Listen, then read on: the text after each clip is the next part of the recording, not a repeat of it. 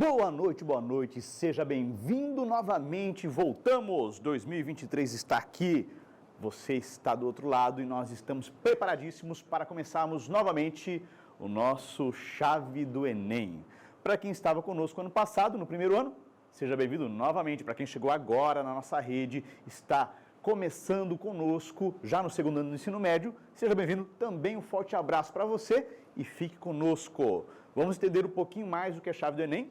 Alguns, durante as férias esqueceram, quem está chegando agora precisa aprender e saber que toda quinta-feira agora nós temos um horário marcado aqui, 19 horas, toda quinta-feira nós vamos juntinhos estudar e mandar muito bem na resolução de simulado.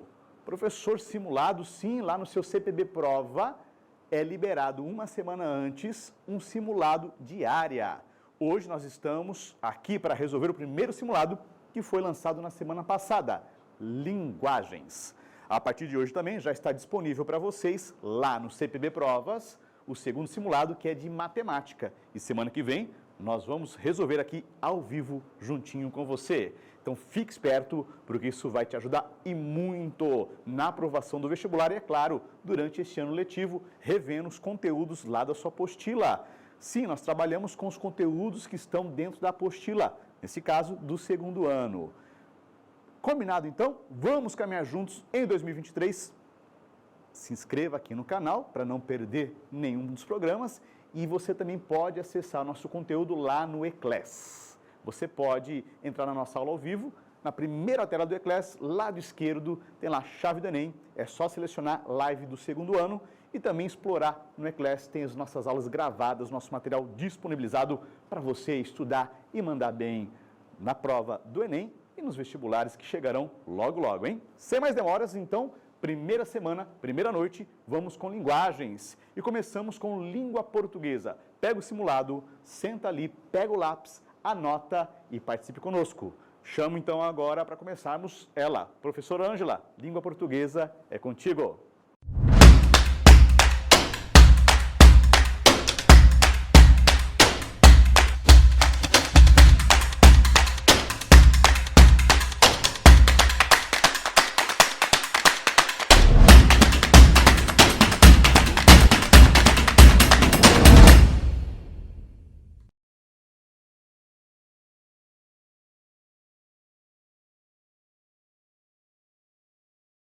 Fala, galerinha bonita! Tudo bem? Você que está aí nos assistindo de norte a sul do Brasil, de leste a oeste, seja muito bem-vindo ao Chave de Enem, do Enem. Hoje, agora, neste momento, com a aula de linguagens. Preparado? Então, a gente vai trabalhar hoje alguns conteúdos iniciais aí para o segundo ano.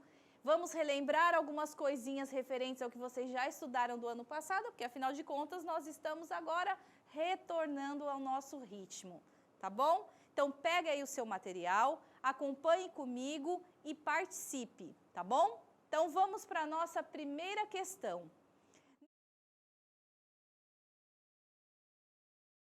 A portuguesa, nós vamos trabalhar um pouco ali o conteúdo relacionado à interpretação de texto, leitura, interpretação, compreensão de texto e também algumas questõezinhas gramaticais referentes ao ano passado, tá bom?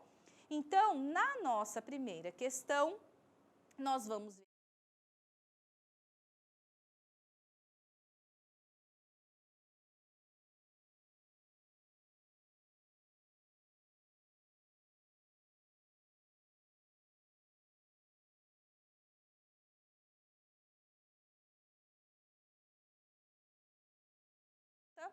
Para depois, se tiver algum, obviamente vai ter algum texto para a gente ler, nós lermos esse texto já enfocando aquilo necessário devido àquilo que a gente viu ali no enunciado da questão, beleza? Então a gente vai sempre começar dessa forma. Primeiro a gente lê a pergunta e aí depois a gente vai para o texto e resolve as questões, ok? Isso, gente, acho que já fica uma dica aqui da minha parte para o seu vestibular, para o seu Enem, que às vezes o tempo é muito corrido, a prova é grande. Quando você faz isso, você já consegue fazer a leitura do texto enfocando aquilo que é necessário. Porque imagina você fazer a leitura do texto primeiramente, e aí você depois, tá, mas o que era mesmo para eu ver nesse texto? Daí você tem que ler mais de uma vez o texto. Não que isso não seja necessário, em alguns momentos isso vai acontecer. Mas quanto mais tempo você ganhar na resolução das questões, melhor, ok? Então fica aí a dica. A nossa primeira questão é essa. O uso dos verbos passar no segundo parágrafo e tentar no terceiro parágrafo no texto em sua forma pronominal revela, tá? Então, olha, algumas informações são chave aí nesse enunciado para você já sublinhar, marcar e prestar atenção para você agora na leitura do texto conseguir responder o mais rápido possível de acordo com as alternativas que nós teremos, ok? Então, vamos lá, olha lá. Os verbos passar e tentar. E ele disse uma outra coisa, deu a informação de onde isso está no texto, né? E também que você tem que verificar isso, o uso desses verbos, não em qualquer situação, e sim no seu uso pronominal, tá? Para aqueles aí que não se lembram do que é um verbo na sua forma pronominal, é quando você tem um verbo acompanhado de um pronome, né? Pronomes oblíquos, me, te, se, lhe e assim por diante. Então, se você achar que dá, a gente pode já pular, esse é o primeiro parágrafo do texto, ó, só dando aqui algumas dicas, tá? Em algumas situações isso não é possível, você tem que realmente ler o texto todo, tá bom? Então, aqui está o segundo parágrafo do texto. O texto diz assim, ó, na dimensão do mundo do trabalho, por exemplo, todo um novo vocabulário teve que ser inventado para escamotear as novas transformações e melhor oprimir o trabalhador. Com essa linguagem aparentemente libertadora, passa-se, eu sublinhei, não estava sublinhado, tá? Mas lembra que o texto já tinha dado essas informações, só para facilitar depois a tua interpretação. Passa-se a impressão de que o ambiente de trabalho melhorou e o trabalhador se emancipou. Então, esse é o primeiro verbo que apareceu aí no texto. Aí nós chegamos no terceiro parágrafo. Assim, houve um esforço dirigido para transformar o trabalhador em colaborador, para eufemizar e esconder a consciência de sua superexploração. Tenta-se também exaltar os supostos valores de liderança para possibilitar que, a partir de agora, o próprio funcionário, não mais o patrão, passe a controlar e vigiar o colega de trabalho e assim continua o texto, tá? Então, nessas duas passagens aí, desses dois verbos que ele tinha especificado na questão, voltando ali na questão, né? O verbo passar e tentar, na sua forma pronominal, o que essa forma pronominal na escrita desse texto revela, tá? Então, é isso que você tem que pensar. Se você se lembra de algumas ferramentas que a gente tem para a escrita do texto, essa questão vai se tornar facilzinha, molezinha, deixa eu falar direito, né? Facilzinha, molezinha de você responder essa questão. Porque olha as opções que a gente tem aí, as alternativas. Então, o uso dos verbos pronominais nesse texto revela a adequação à forma analítica da voz passiva, B, construção com conjunção integrante, C, marcação da impessoalidade do discurso, D, informalidade correspondente ao gênero discursivo, ou E, ênfase na reciprocidade da linguagem. Olha só, normalmente, questões de vestibular e do Enem, eles vão trabalhar com duas alternativas, que são aquelas que vão te causar algum tipo de dúvida forte, e as outras são consideradas questões distratoras. Eu não sei você, mas eu acho que já dá para a gente perceber aqui, de cara, algumas distratoras, né? Mas antes de eu passar essa dica aí das distratoras para você, vamos parar para pensar um pouquinho no uso dessas formas. O que essas formas revelam nesse texto? Primeiro, né, para ficar bem claro, por que a gente não leu esse texto todo, tá? Primeiro, porque não era uma questão de leitura, interpretação ou compreensão do texto em si, e sim de um mecanismo linguístico usado no texto, tá bom? Se fosse uma questão que no enunciado pedisse algum tipo de inferência, algum tipo de comparação, algum tipo de relação, algum tipo de interpretação, você teria que ler todo o texto, tá? Então, que isso primeiro fique bem claro. Ninguém vai sair falando aí, a professora lá do Chave do Enem disse que eu não preciso nunca ler o texto todo. Não, depende da circunstância. Então, comece a aprender essas nuances aí, tá bom? Segundo, olha, a gente tem ali, quando a gente tem esse verbo passa-se, tenta-se, que outras disciplinas não, que outros conteúdos faz você lembrar essa situação, tá? Então, olha, eu já vi que existe um tipo de voz passiva que faz o uso de um verbo mais o ser. Você estudou isso, né? Mas olha só, se você prestar bastante atenção nisso, a gente tem lá a voz ativa, a voz passiva analítica e a voz passiva sintética, certo? Se você prestar bem atenção nisso, você já tira uma opção, porque a passiva analítica não é aquela que tem um verbo e mais a partícula ser, tá? Então, você já elimina, por exemplo, ali, já estou te ajudando a pensar, a alternativa A, ó, adequação à forma analítica da voz passiva. Porque se fosse voz passiva, seria voz passiva sintética e não analítica. Então, essa alternativa já foi. Já me restam ali, ó, 4 para analisar, tá? Bom, aí a gente tem ali, por exemplo, construção com conjunção integrante. Gente, se você estudou um pouquinho de português, você já vai ver que essa é daquelas distratoras. Ela está ali só para pegar aquele que não sabe nada de português. Porque não tem nem muita lógica ali naquela situação, ó. Passa-se a impressão, tenta-se também exaltar. Cadê? Cadê ali a conjunção integrante? Conjunção integrante é o quê? Lembra? Pois é totalmente distratora essa alternativa. C. Marcação da impessoalidade do discurso.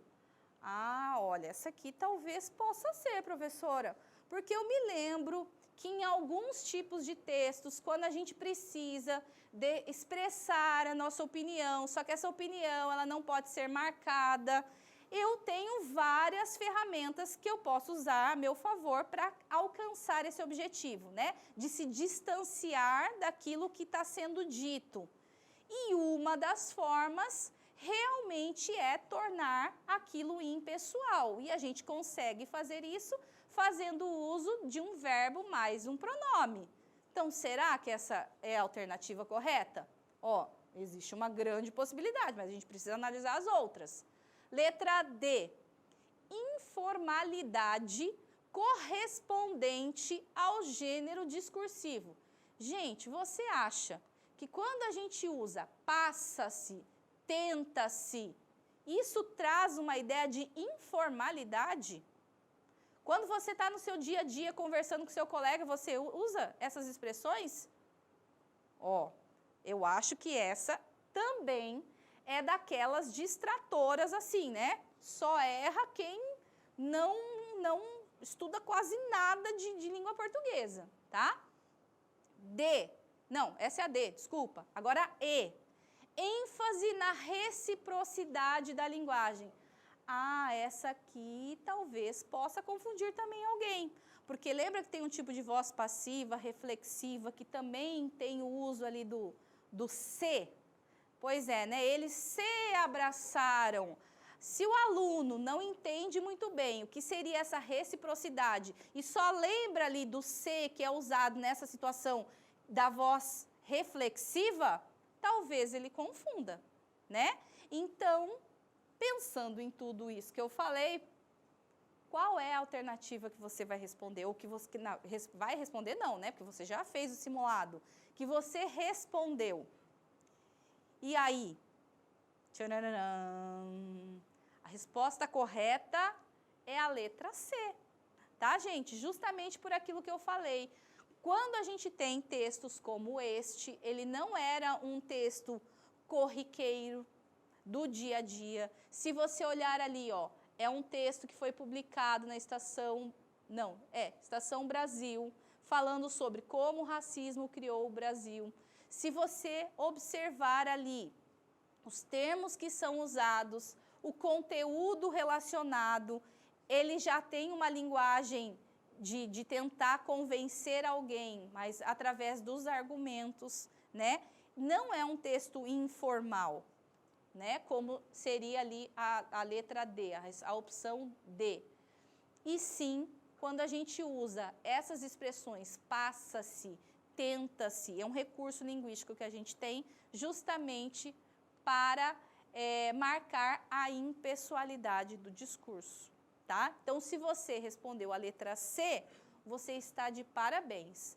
Se você não respondeu essa opção, comece a pensar nessas coisinhas que eu já fui falando de dicas também para você.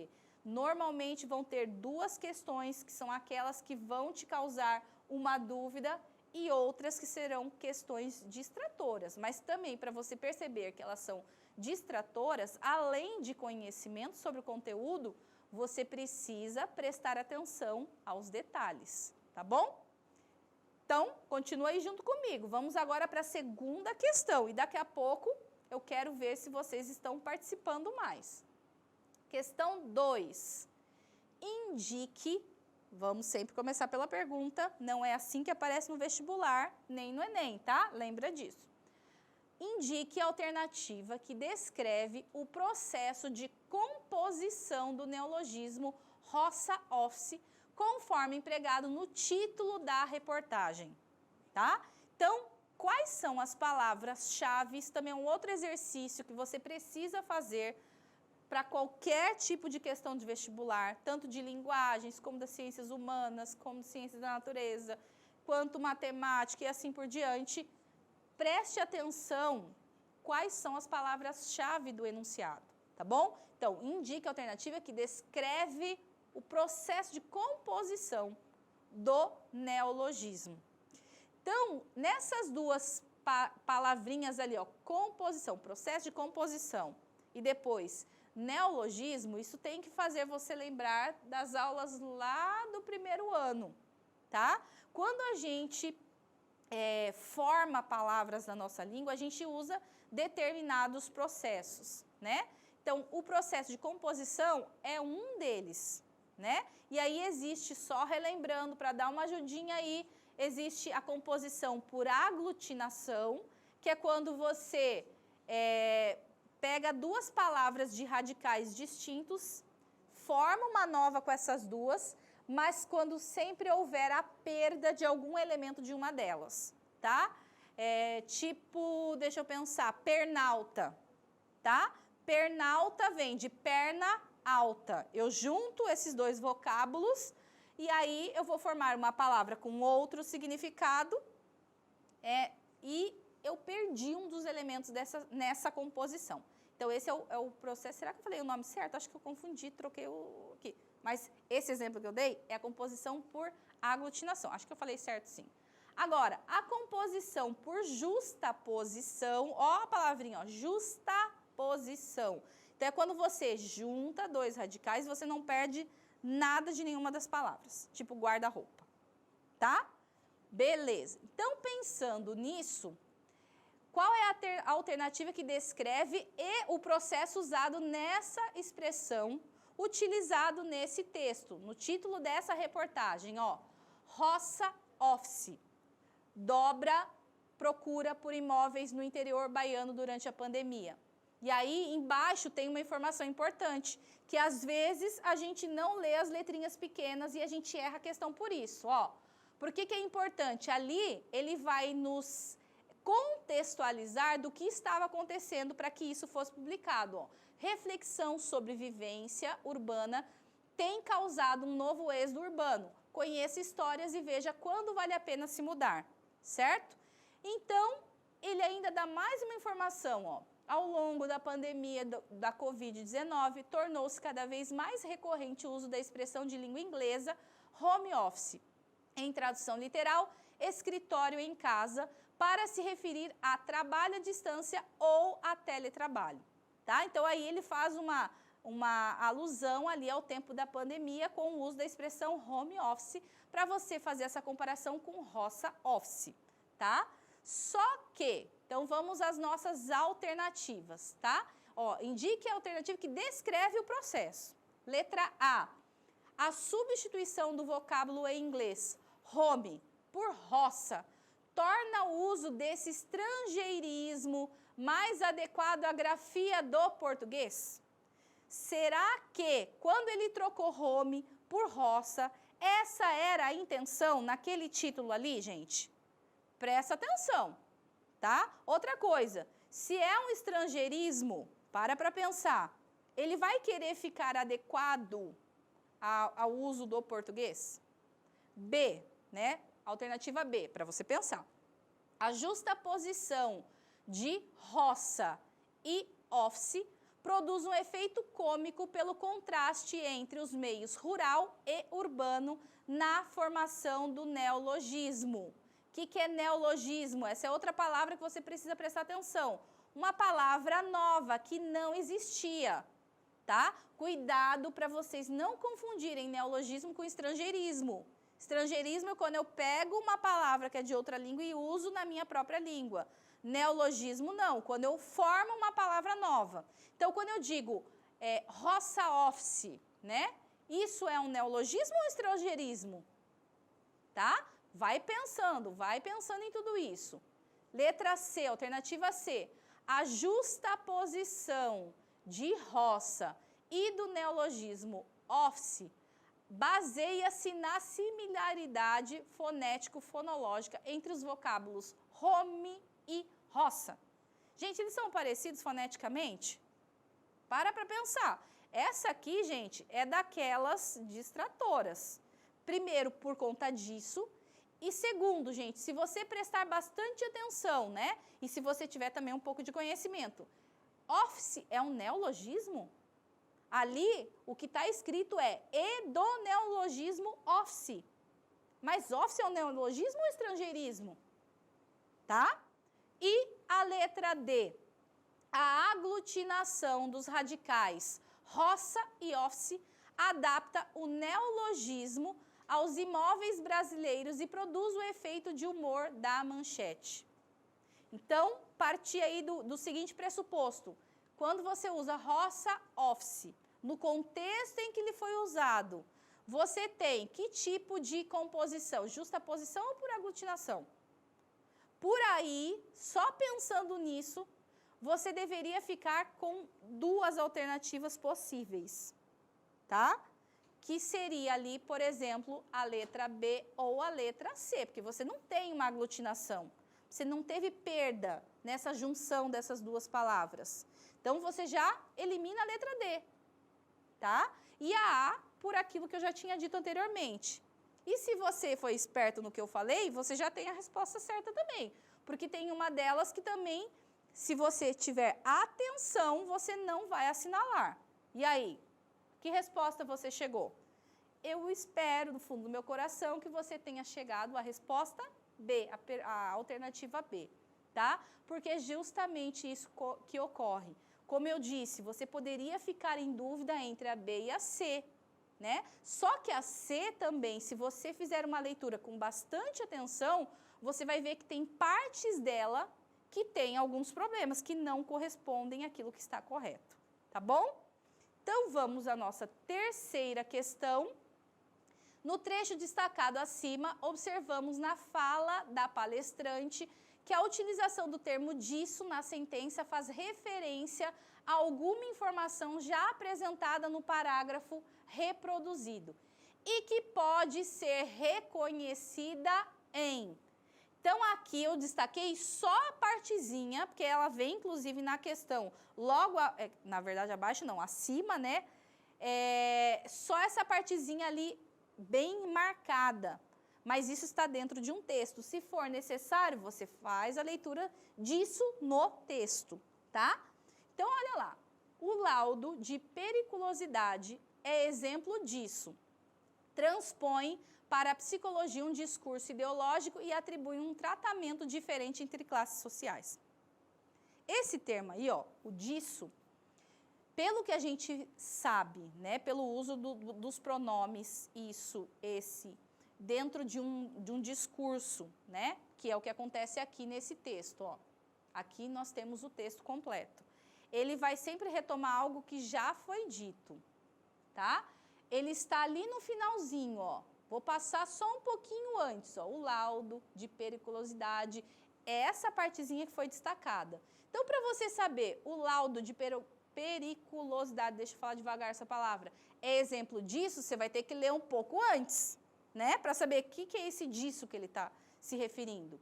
Então, olha lá, vamos ler esse parágrafo para ver se lendo só esse parágrafo a gente já consegue resolver.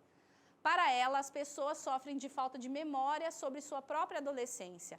Acham que a adolescência é o tempo da alegria. E esse pensamento acaba ensurdecendo a adolescência atual, porque é um tempo de frustrações, de dilemas. A cobrança dessa alegria é uma forma de agressão, e isso se dá de forma ainda mais grave entre os adolescentes já marginalizados, dando-se ênfase à frustração quanto ao uso que o adolescente deveria ser. É isso? Quanto ao quê? Ó, o que eu uso aqui? Coloquei uma palavra que não existe. Quanto ao que o adolescente deveria ser. A rotulação faz com que o adolescente seja reduzido ao ato produzido, por exemplo, um crime, quando ele é mais do que isso. Atribuir identidades como marginal, drogado, engessam o jovem, eliminam tudo mais que ele é. Segundo ela, o laudo de periculosidade é exemplo disso. Então, aqui se refere esse termo disso, nesse contexto aí que foi produzido no texto. A rotulação faz com que o adolescente seja reduzido ao ato produzido. E isso se dá pela forma ainda mais grave entre os adolescentes já marginalizados. Alternativa C. A cobrança dessa alegria é uma forma de agressão. Será que esse disso está se referindo a isso, né? A rotulação faz com que o adolescente seja reduzido ao ato produzido. Ou, letra E, atribuir identidades como marginal, drogado, engessam o jovem, eliminam tudo mais que ele é. Então, esse disso, né, aqui, vou voltar, o laudo de periculosidade é exemplo disso, naquele contexto ali. Ó, voltando o texto, qual é a opção que você responderia? Então, vou dar um segundo para você pensar ou para você verificar as suas anotações e nós vamos ver que a resposta é a letra E.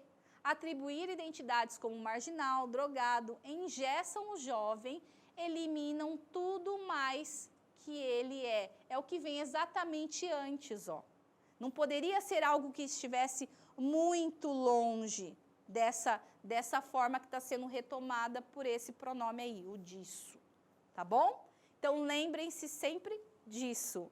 O disso, num discurso, ele vai retomar algo que foi dito anteriormente. Não é muito anteriormente, é próximo aonde ele está no texto, ok? Bom, vamos então à quarta questão, que tem o seguinte enunciado. A crise retratada na charge tem como justificativa as seguintes causas. Primeira coisa, charge é um gênero textual que ele estará relacionado a algo da atualidade, para quê? Para trazer uma crítica sobre aquilo que está acontecendo, tá? Qual é a charge? É essa aqui, ó. Apague um ponto de luz para economizar. Qual luz? A do fim do túnel? E aí? Qual é a crítica que está sendo feita? Olha lá as mensagens, né? Da linguagem verbal e da não verbal, para você conseguir fazer essa referência. Outra coisa importante, para você conseguir interpretar bem uma charge, em que momento ela foi produzida? tá? Então, aqui, não sei se fui eu que recortei ou se não apareceu, sempre tem embaixo a fonte e o ano em que aquilo foi publicado. Relacione com os acontecimentos que aconteceram naquele ano ou naquela época, tá? Para você conseguir fazer essa análise crítica relacionada àquilo que aconteceu naquela época. E aqui, ó, tá ali em cima, ó, crise energética de 21, tá? Tá falando, ele traz essas informações para te ajudar, ó. A charge faz referência à crise energética de 2021, que elevou os valores do quilowatt balizados por bandeiras de cores que passaram ao patamar mais elevado, o vermelho, ou seja, ficou mais cara a energia elétrica. Naquele momento, os reservatórios das usinas hidrelétricas estavam em níveis baixíssimos, mesmo sem aumento do consumo de energia elétrica, já que o país passava por retração do mercado, aumento da inflação e diminuição da produção por causa da pandemia causada pelo SARS-CoV-2. O que estava acontecendo no Brasil, além disso, em 2021? Lembre-se disso para responder, tá? Então, a crise retratada na charge tem como justificativa que causas? A falta de planejamento da gestão hídrica por parte do governo e o déficit hídrico, a centralização da política nacional nos estados da federação e o deslocamento da ZECAS para o oceano, não sei se é assim que se fala isso, a manutenção do horário de verão pelo governo e o ciclo climático de poucas chuvas, o excessivo poder da Agência Nacional de Energia e o El Niño, que causa secas no sul do país, ou a política de estatização das empresas energéticas e o Laninha, que causa secas no nordeste do país. Professora, deixa eu só aproveitar então, entrando aqui. Pode falar, Tiago. Só para poder traduzir. ZECAS são as zonas de convergência do Atlântico Sul, ok? É uma massa, uma grande massa de ar úmido que passa pelo Brasil vindo da região norte e chega até o sul do Brasil. É só para uma questão geográfica. Muito bem. Olha, tá vendo como é bom ter um geógrafo junto? Tá vendo como todas as áreas se conversam, gente? Senão a gente já não... Eu, por exemplo, olhando assim, eu não saberia. Muito obrigada, professor Tiago. Então, gente, pensando nisso, né? Qual é a justificativa? Quais são as causas dessa crise abordada aí na charge? O que você respondeu? Acho que deu para você agora pensar bastante sobre isso. E pense nas dicas que eu dei também, tá? Então, a opção correta é a letra A, a falta de planejamento da gestão hídrica por parte do governo e o déficit hídrico. Por que a gente sabe que é essa e não, por exemplo, outras situações? Porque tem alguns indícios aqui, ó, que a gente vê, né, que está se referindo a essa situação. Sem comentários, acho que você entendeu. Questão 5 e última do nosso espaço. Daqui a pouquinho você vai ter um outro professor aí trabalhando um outro conteúdo. A charge retrata um comportamento recorrente nos dias atuais. A insatisfação das pessoas com o peso.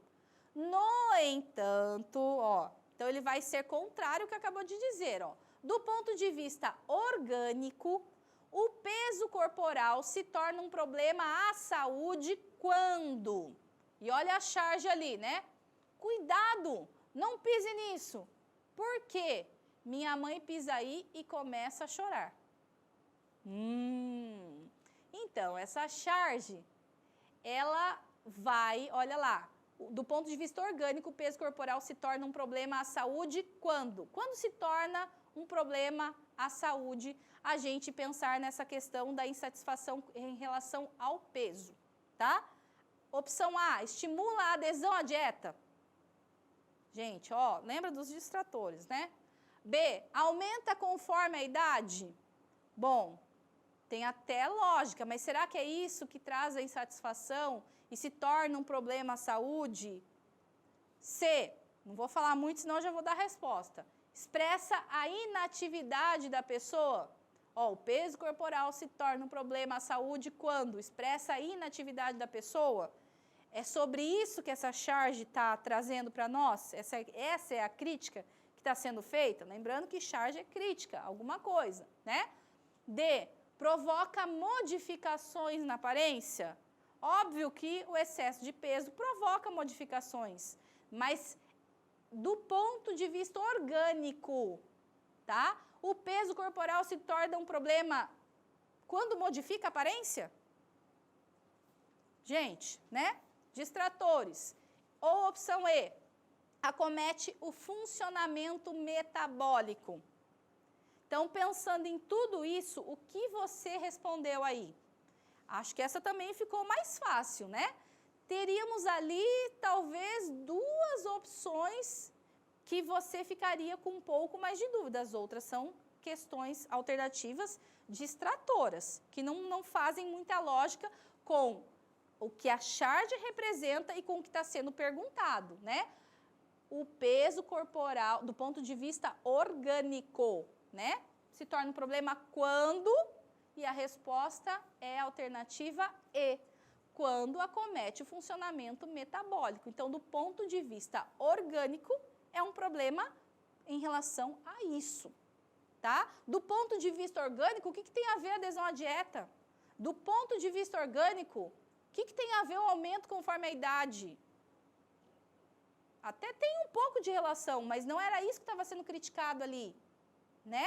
Então, gente, lembrem-se sempre de observar muito bem as palavras-chave referentes à sua questão e lembrando que sempre nós vamos ter questões que são distratoras, aquelas meio bobinhas, e duas ali que você fica em dúvida, mas com atenção você consegue responder, tá bom?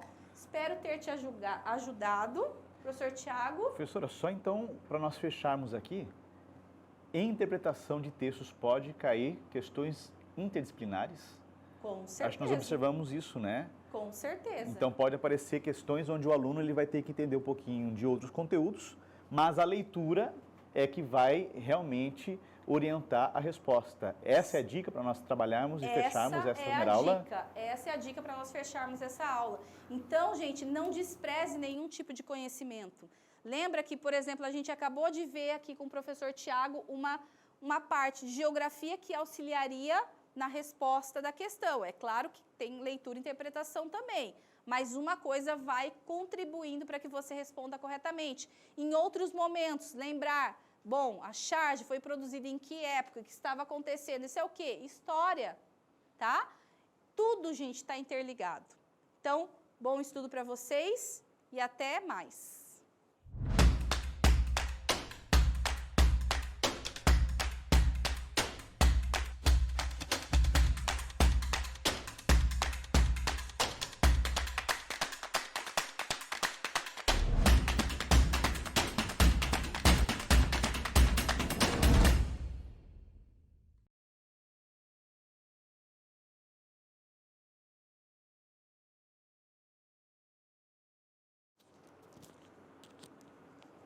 Olha só, deu para aprender, percebeu como língua portuguesa é importante. É claro, isso nós já sabemos porque nós usamos a língua portuguesa há muito tempo, mas viu como é importante conversar com outras áreas do conhecimento, saber geografia, história e ter o repertório, além, é claro, da análise textual.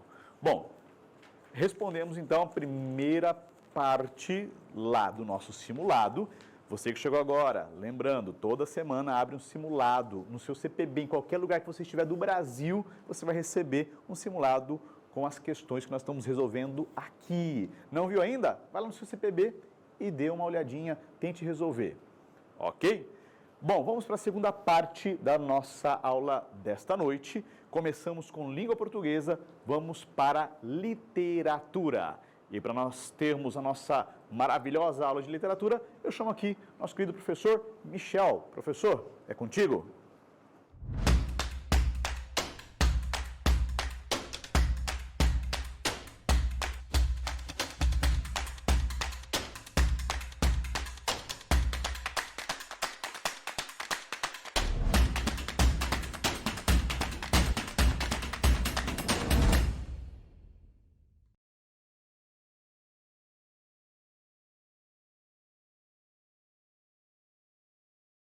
Fala galera, tudo bem com vocês? Como é que vocês estão? Professor Michel Queiroz aqui na área e o nosso assunto agora é literatura. Tiveram uma baita aula, correções muito legais com a professora Ângela, e agora chegou a hora da gente trocar uma ideia sobre essa matéria do nosso coração, essa matéria que faz o crush conseguir mandar uma cantada no outro crush. Literatura é bom demais. Ó, e o papo mudou. Ano passado, o primeiro ano do ensino médio, todo mundo começando a entender o que é esse novo ensino médio, e agora a conversa é séria. Você chegou à segunda parte do seu curso de ensino médio, é a sua segunda parte do curso de literatura, e o nosso objetivo vai ser se encontrar aqui, volta e meia, para trocar uma ideia sobre algumas questões, para que a gente possa crescer nesse conteúdo e, principalmente, quando chegar a hora do Enem, a nota vai ser lá em cima. Bom, você já recebeu essas questões, já pensou sobre elas, já trabalhou, e agora minha dica para você é a seguinte: o maior interessado em você acertar essas questões é você. Eu tenho muito interesse, mas você precisa fazer esse exercício corretamente. Talvez você pode até tentar achar alguma coisa de respostas para te ajudar, mas o que vai fazer você crescer e aprender é se você estiver tentando resolver essas perguntas, tentando trazer novos conhecimentos. Hoje a gente vai comentar as nossas questões, vai trazer as respostas dela e você precisa estar anotando. Vamos descobrir por que o verdadeiro é verdadeiro e vamos descobrir por que o falso é falso. Tá a postos? Vamos junto então? Caneta na mão, suas questões aí no jeito, e agora a gente vai para a nossa resolução de literatura. Bom, a primeira questão que você recebeu era essa questão aqui. Talvez a numeração esteja um pouco diferente, mas o conteúdo é exatamente esse, tá bom? Esse é o nosso conteúdo. A primeira questão fala sobre o que estava rolando aqui no Brasil no século XIX. E a gente vai utilizar essas questões para deixar ali bem firmado, pavimentado na sua mente qual é o nosso assunto da literatura do segundo ano, beleza? O texto diz assim, vamos para a primeira questão. Diversas características culturais marcaram o Brasil durante o segundo reinado. Já exigiu de você um conhecimento. De 1840 a 1889. Dentre as quais destacou-se, estamos buscando então as características culturais que estavam em vigor durante o segundo reinado. Se você vai se lembrar das suas aulas de história, tenho certeza que você tem um professor muito competente. O seu professor de história falava sobre o momento em que Dom Pedro II foi então o portador da coroa do Brasil, o representante da nossa monarquia, agora brasileira. E é sobre esse período que a gente vai falar. Na verdade, a nossa escola literária em estudo, que é o romantismo, está combinando com esse momento da história também. Então vamos pensar um pouco nisso, sobre as coisas que rolaram no século XIX, durante esse segundo reinado. Vamos descobrir qual é a característica que a gente está procurando. Vamos lá então, letra A. Durante o segundo reinado estava rolando a realização da Semana de Arte Moderna, também chamada de Semana de 22, que ocorreu em São Paulo e congregou grandes nomes do modernismo. Será? Letra B. O surgimento de uma literatura que unia o lirismo, a crítica social e ao realismo fantástico, que tinha em Jorge Amado e Dias Gomes os seus grandes ícones. Ou ainda, letra C, o aparecimento de grupos teatrais como Oficina e o Arena, que davam ênfase aos autores nacionais e usavam a arte para criticar a situação do país. Ou será a letra D, o predomínio de uma literatura de construção da identidade nacional, como o romantismo indianista de José de Alencar e Gonçalves Dias. O que será que você marcou, hein? Essa questão aqui está fácil, eu acho que você acertou essa questão. Vai comigo e você acertou se você marcou a letra D. Por que letra D, professor? Eu tinha certeza que era a letra A, B ou C. Por que letra D? Vamos utilizar a nossa questão agora para pavimentar os nossos primeiros conhecimentos? Quando a gente fala do romantismo, a gente está falando de um movimento que surge logo depois da independência do Brasil. E você se lembra que o século XIX foi muito movimentado. Em 1808 a gente teve a chegada da família real portuguesa aqui para o Brasil, fugindo lá daquele rolê do Napoleão, a treta pegou feio lá. Depois, em 22, os brasileiros, depois de mais de 3 séculos estando debaixo da coroa de Portugal, disseram: a gente agora não quer ser mais de Portugal, a gente quer ser aqui, nós mesmos, Brasil. 1822 a independência aconteceu. E essa escola literária, ela vai acontecer exatamente no meio dessa efervescência política. Portanto, a literatura desses dias estava procurando construir uma identidade nacional. É assim que acontece. Pensando nisso, vamos lá para as nossas questões. A letra A não dá para ser, porque a Semana de Arte Moderna de 22, na verdade, aconteceu em 1922. A gente vai ver que essa é a semana que vai inaugurar o modernismo no Brasil. E aqui a gente está falando de romantismo, Semana de Arte Moderna e não Semana de Arte Romântica. Além do mais, a própria questão traz algumas ideias para a gente pensar. São Paulo aqui ainda era muito pequenininha. São Paulo aqui nesse momento ainda estava no seu embrião, não era a maior cidade da América Latina como é hoje, e tudo acontecia ali na corte do Rio de Janeiro. Portanto, esse rolê da Semana de Arte Moderna só seria possível quase 100 anos depois. Nesse momento era impossível que tivesse todos esses eventos acontecendo ali na cidade de São Paulo, beleza? Já a letra B também fala sobre um evento que está deslocado do seu tempo, anacrônico. Olha o que diz ali a letra B. Ele, uma característica marcante cultural ali do Segundo Reinado é o surgimento de uma literatura que vai unir o lirismo, essa capacidade do fazer poético, a crítica social e ao realismo fantástico. Jorge Amado, Dias Gomes não estavam nem nos planos ainda. Novamente, a gente está falando de uma literatura do século XX e de características do século XX. Ou seja, se o Enem lançar para você uma questão como essa, como ele já lançou para os seus alunos, ele quer saber se você sabe exatamente onde se encaixam os autores, obras e características da literatura. Na verdade, quando a gente fala sobre escola literária, você tem que lembrar das nossas aulas. As aulas que você teve lá em sala e dos nossos encontros aqui do Chave do Enem. A gente não está falando de uma escola, de um prédio com carteiras em que se ensina literatura. Uma escola literária, na verdade, é esse agrupamento de ideias, autores e obras e estilos, ok? E uma parada que a Enem vai fazer com você é tentar pegar essas características e deslocar do seu próprio tempo. Com isso, a gente chega de novo na letra C com características do século XX. Olha o que o texto diz.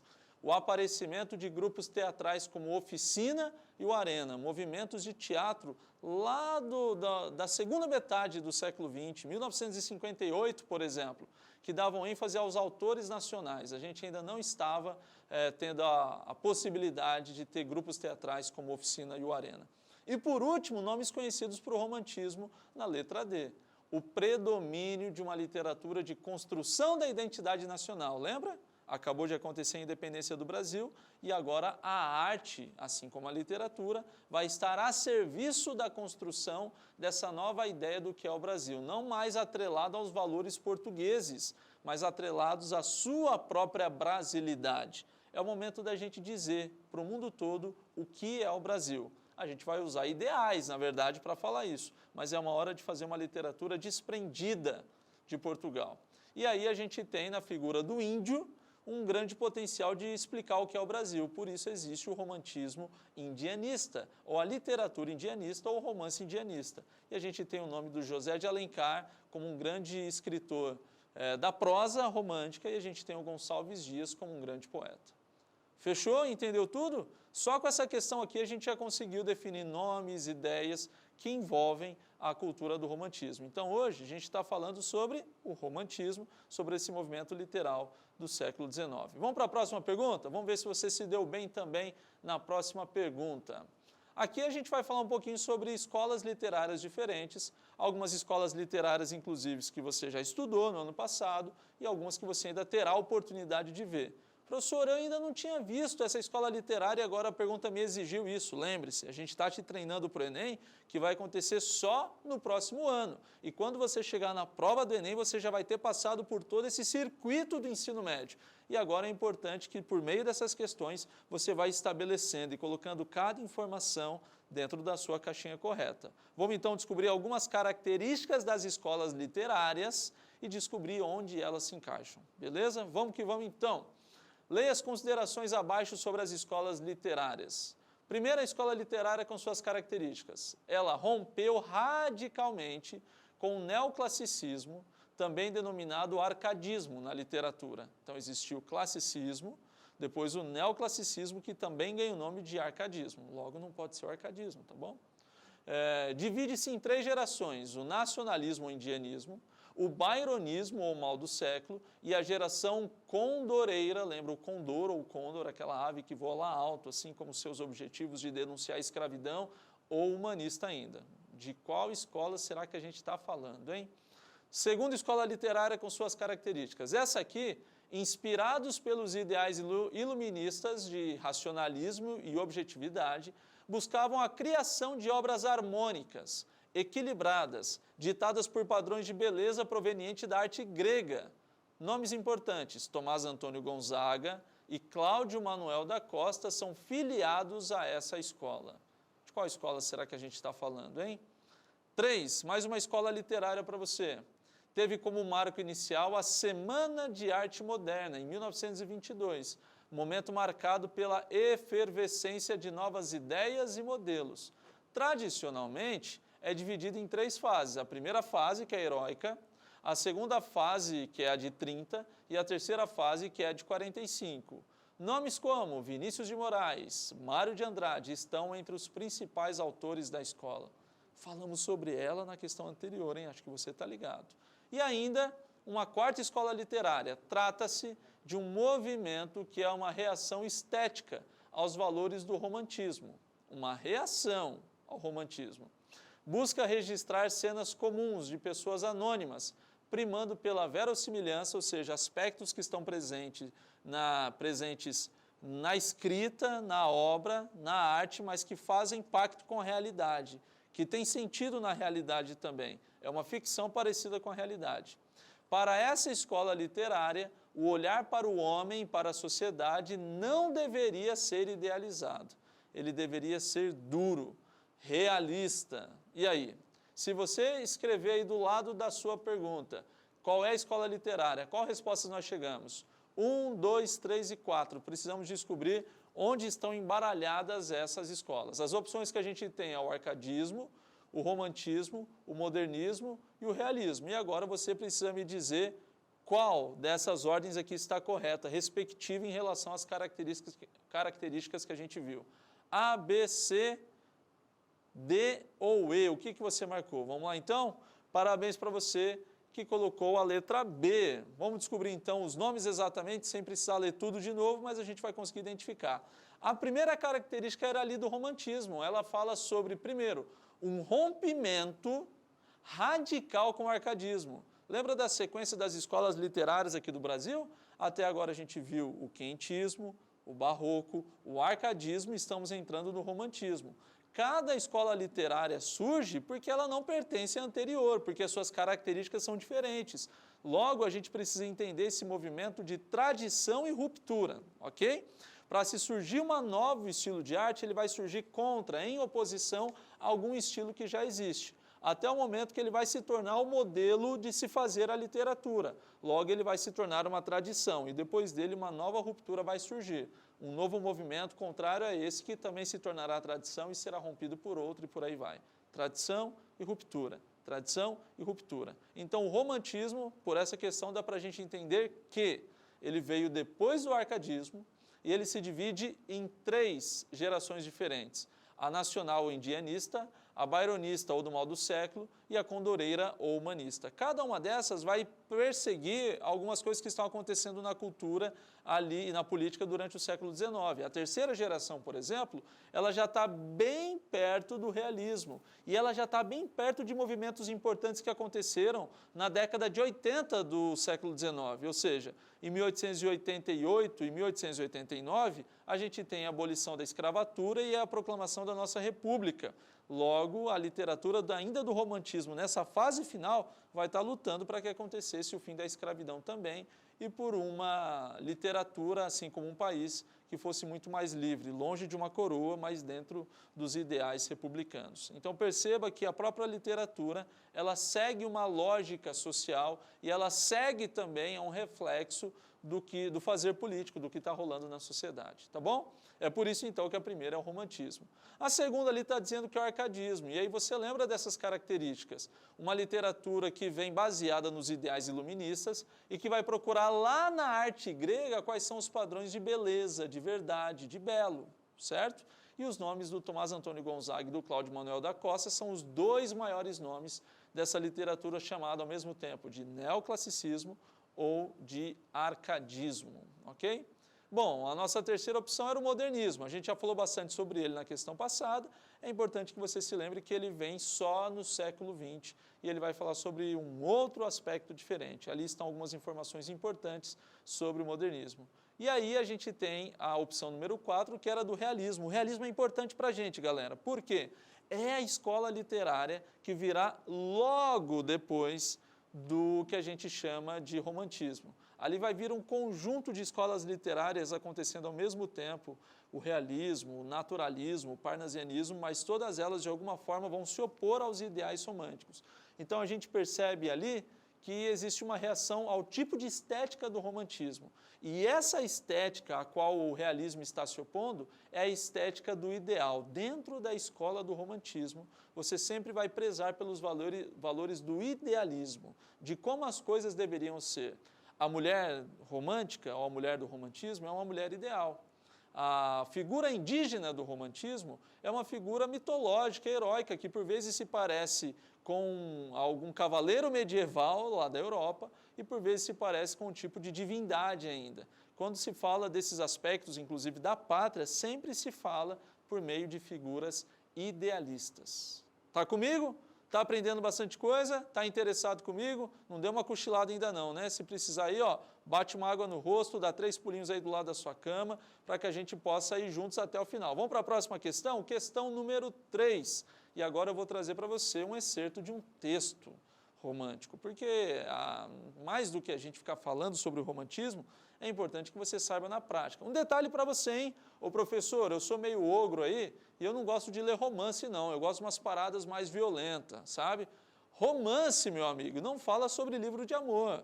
Romance tem muito mais a ver com o tipo dele do que com o assunto.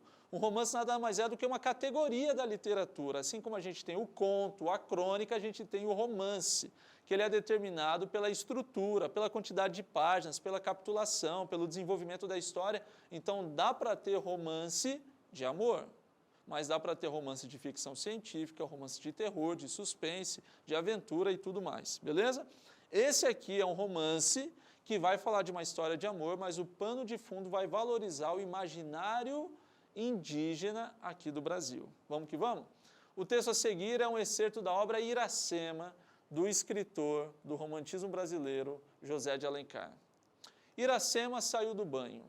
O aljôfar d'água ainda a roreja como a doce mangaba que corou em manhã de chuva. Olha que bonito isso, hein? Olha para o crush e manda essa. Enquanto repousa, empluma das penas do gará as flechas de seu arco e concerta como sabiá da mata, pousado no galho próximo, o canto agreste. A graciosa ará, sua companheira e amiga, brinca junto dela. Às vezes sobe aos ramos da árvore e de lá chama a virgem pelo nome.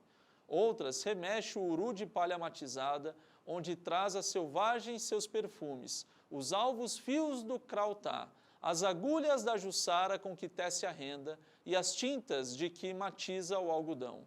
Rumor suspeito quebra a doce harmonia da sesta. Ergue a virgem os olhos, que o sol não deslumbra. Sua vista perturba-se diante dela e todo a contemplá-la está um guerreiro estranho. Se é guerreiro e não algum mau espírito da floresta. Tem nas faces o branco das areias que bordam o mar.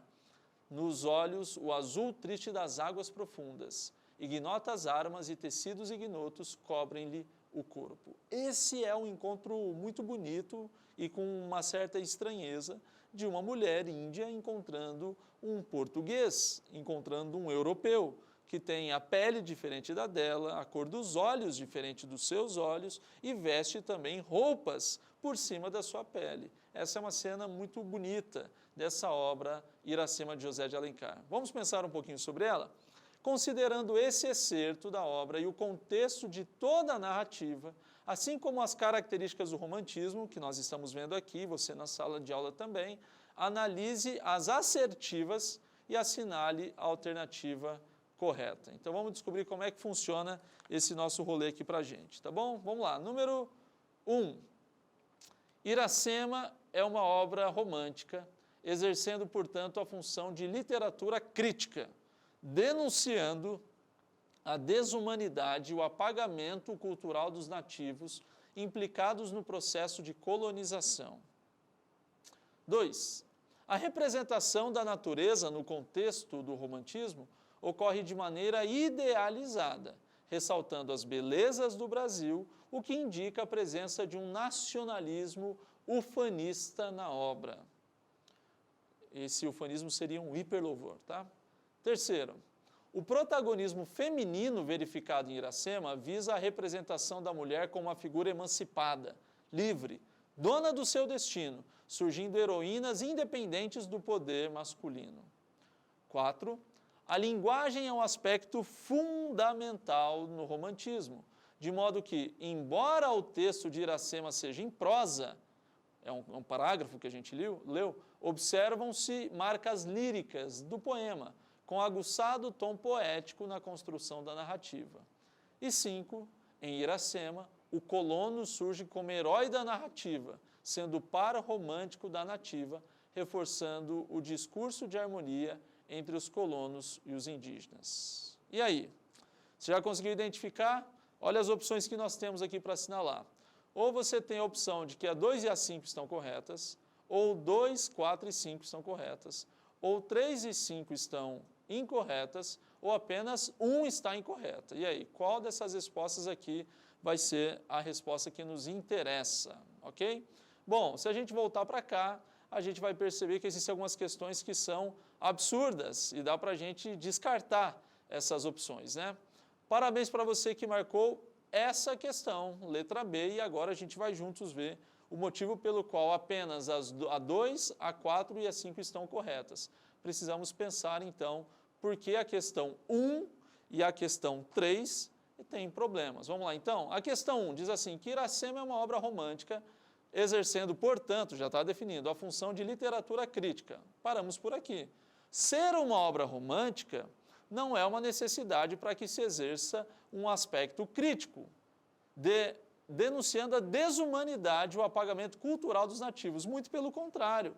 Quando José de Alencar escreve uma obra em que o herói não é mais um português, um europeu, mas sim um indígena, ele está valorizando essa cultura nacional. Evidentemente, como nós já falamos, utilizando de ideais para isso, mas o louvor está em cima dessa figura e não é, então, um apagamento cultural, mas sim uma valorização que a gente recebe ali, ok? 3º, o protagonismo feminino verificado em Iracema visa a representação da mulher como uma figura emancipada, e aqui está um grande vacilo.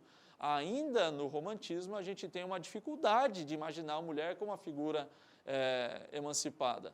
A maior parte dos dilemas que essa mulher do romantismo sofre, eles ainda não são como os dilemas que a mulher do século XX na literatura sofre. Ainda é uma mulher que tem a sua identidade totalmente atrelada aos valores culturais, do casamento, do matrimônio, da figura masculina, do pai, da igreja, do marido, ou seja, as próprias heroínas do romantismo, elas o são heroínas não porque estão emancipadas, mas porque dentro do seu contexto e conjunto de regras fazem aquilo que lhes é esperado. Então não há ainda uma emancipação da mulher.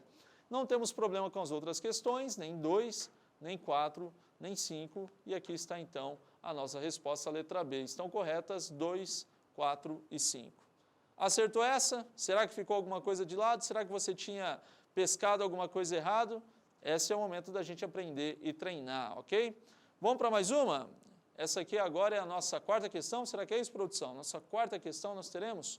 Vamos agora para O Guarani, de José de Alencar, para a gente ver um diálogo muito bonito em O Guarani. Leia o trecho a seguir, retirado da obra O Guarani, de 1857, de José de Alencar.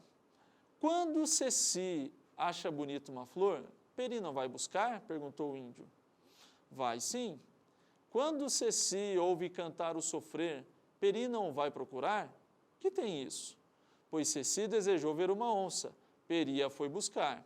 Cecília não pôde reprimir um sorriso ouvindo esse silogismo rude, a que a linguagem singela e concisa do índio dava uma certa poesia e originalidade, mas estava resolvida a conservar a sua severidade e ralhar com Peri, por causa do susto que lhe havia feito na véspera. Isto não é razão, continuou ela. Porventura um animal feroz é a mesma coisa que um pássaro e apanhasse como uma flor? Tudo é o mesmo, desde que te causa prazer, senhora. Mas então, exclamou a menina com um assomo de impaciência, e se eu te pedisse aquela nuvem? E apontou para os brancos vapores que passavam ainda revolvidos nas sombras pálidas da noite. Peri ia buscar. A nuvem? Perguntou a moça admirada. Sim, a nuvem. Cecília pensou que o índio tinha perdido a cabeça. E ele continuou. Somente como a nuvem não é da terra e o homem não pode tocá-la, Peri morria e ia pedir ao Senhor do céu a nuvem para dar a Ceci. Essas palavras foram ditas com a simplicidade com que fala o coração.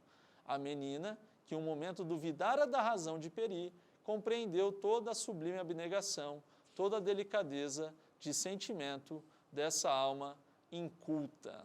Aqui a gente tem mais uma vez uma espécie de envolvimento, de diálogo entre essa figura indígena com algum representante, né, do colonizador. E aqui a gente tem o Peri sendo esse representante indígena que faz de juras, de qualquer coisa que ele pode, para que ele possa agradar o amor da vida dele, que é a Ceci. E a gente percebe que ele vai caçar, se for animal, pássaro, até que no final ele é desafiado a buscar uma nuvem, e ele diz que sim, que buscaria essa nuvem, seguindo essa sequência, isso aqui é bem interessante, seguindo uma sequência lógica que é na sua cabeça daquilo que aprendera com os jesuítas, ele fala então acerca do Senhor do céu, sobre a morte que dá acesso ao céu. Isso é um retrato dessa cristianização recebida por parte dos indígenas por parte dos portugueses. Bom, vamos pensar um pouquinho acerca desse excerto? O indígena Peri é um emblemático personagem do indianismo brasileiro. A partir da leitura do trecho acima e dos seus conhecimentos sobre a literatura, é correto afirmar que, vamos procurar então a nossa alternativa verdadeira. Alternativa A. Peri é construído a partir da adaptação de características primitivas a um personagem que inicialmente seria civilizado, tendo em vista tratar-se de um personagem branco, europeu, mas que foi criado por uma tribo indígena brasileira. O que a alternativa está dizendo para você é que a gente tem aqui um personagem branco europeu que está lá vivendo no meio dos índios. Se você ler a obra, você vai perceber que não, que o Peri ele é um autêntico indígena brasileiro. Letra B. O personagem Peri é construído a partir de características que remetem à honra, à coragem e ao amor incondicional dos cavaleiros medievais da literatura europeia. Letra C. O personagem Peri funciona como uma crítica à colonização branca em terras indígenas, tendo em vista que, apesar de sua educação e doçura iniciais, ao final do romance, seu lado selvagem vem à tona, quando ele, em um arrobo de fúria e ciúmes, mata a sua senhora Ceci. E aí, essa alternativa, ela vai lidar com o aspecto, se você leu ou não a obra, para te cobrar se há um absurdo nisso que está sendo dito. Letra D. Peri pode ser caracterizado como um personagem esférico ou redondo, tendo em vista a radical mudança de comportamento e caráter que o personagem sofre ao longo da trama.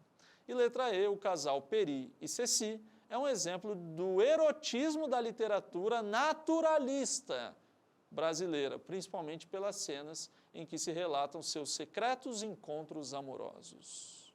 E aí, está lá na prova do Enem, abriu seu caderno de provas e se depara com essa questão, falando sobre romantismo do Brasil, depois que aquele seu professor aí do seu colégio deu ótimas aulas ao longo de todo o ano sobre o romantismo. Depois que você assistiu ao Chave do Enem, você precisa assinalar também essa pergunta. O que você assinala? O que é verdadeiro aqui? A, B, C, D ou E? Parabéns para você que assinalou a letra B. Aqui existe uma parada muito legal.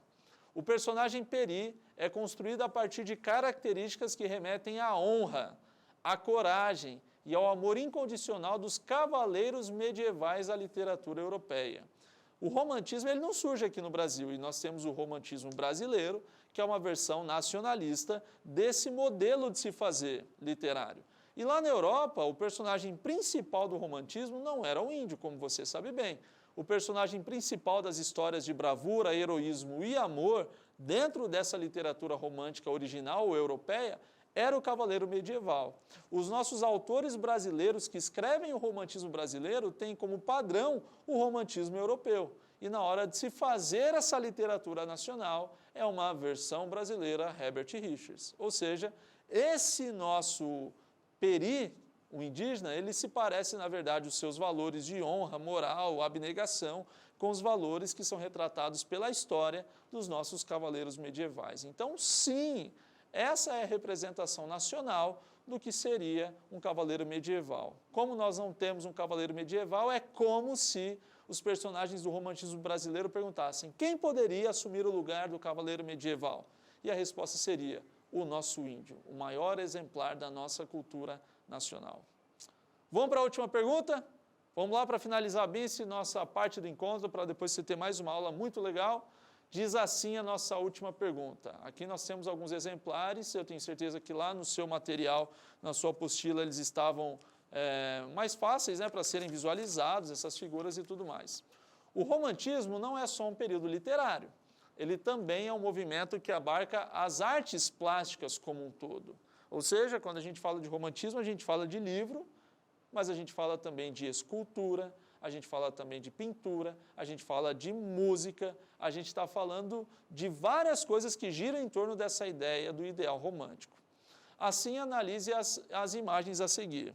A gente tem ali 4 imagens, a primeira do Eugène Delacroix, a segunda do Victor Meirelles, que é a Batalha dos Guararapes, a terceira do Theodore, que é a Balsa da Medusa, e a quarta imagem é muito importante para a gente, que é do José Maria de Medeiros, representando a Iracema. Essa aqui é uma imagem que ela foi composta depois do período do romantismo, em homenagem a essa obra e em homenagem também a essa protagonista das obras. Acerca dos textos acima, porque são textos imagéticos, assinale com verdadeiras afirmativas verdadeiras e F com falsas. Essa aqui é bem fácil, né? Vamos que vamos então? É possível afirmar que esses textos têm em comum complexos valores ideológicos próprios da expressão plástica romântica. Vamos voltar para cá? Exatamente isso. O que unem esses quadros, o que unem essas expressões artísticas, são o fato de que elas estão girando em torno de movimentos literários e políticos dentro da escola do romantismo.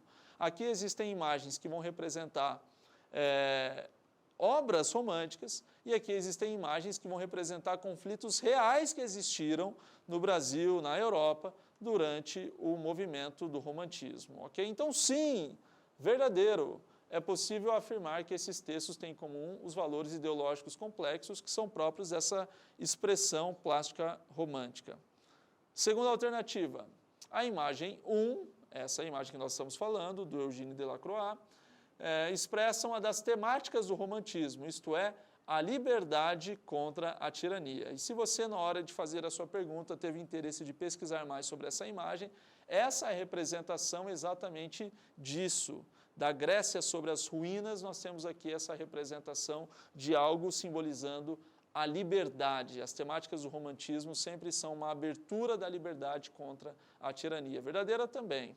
Já a nossa imagem 2, que nós temos aqui, do Victor Meirelles, ela dialoga com o romantismo por tratar de uma temática cara aos românticos, ou seja, importante para os românticos, que é a exaltação do passado histórico e de caráter nacionalista.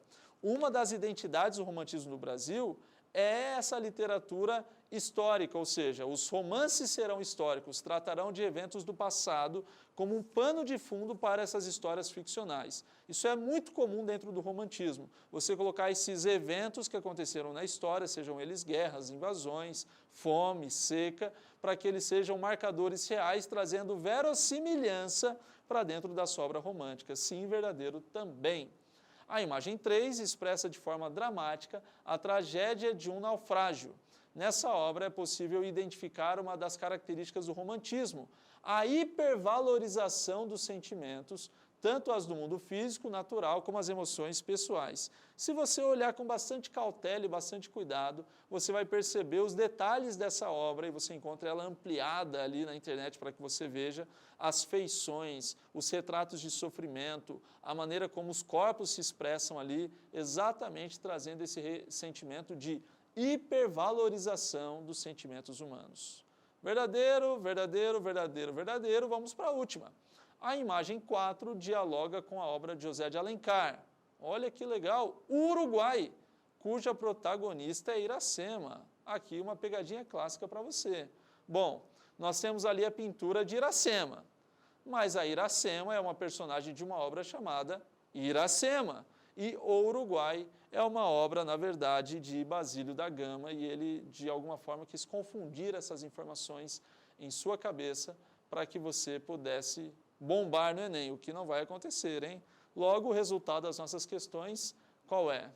Acertou você que escreveu que as alternativas são verdadeiro, verdadeiro, verdadeiro, verdadeiro, falso. A última alternativa é falsa e as outras são verdadeiros. E aí?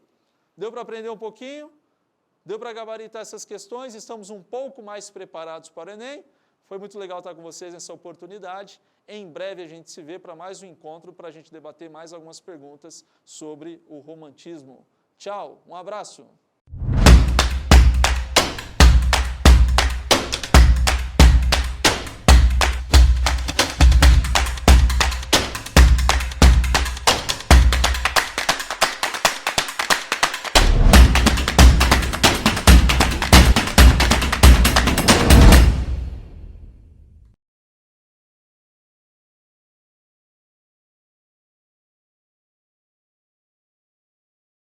E aí, anotado, acertado, direcionado, literatura mandaram bem? Que bom que você está aqui para poder corrigir aquilo que já foi feito e, é claro, a partir de agora, acertar e mandar muito bem na sua prova do Enem e os vestibulares que o ano que vem, né, batem a porta, segundo ano, está lá no meio do caminho. Muito bem, vamos agora para a nossa última aula dessa noite, vamos para a língua inglesa, extremamente importante, hein? Cada vez mais presente ali na nossa escola, no novo ensino médio, a língua inglesa vai caminhar conosco também este ano aqui no Chave do Enem. Fez ali sua lista? Então nós vamos agora das questões 11 até número 15. Pega a listinha, fica de olho, anota tudo, porque agora tem ela. Teacher Viviane, é com você, inglês na veia. Vamos lá?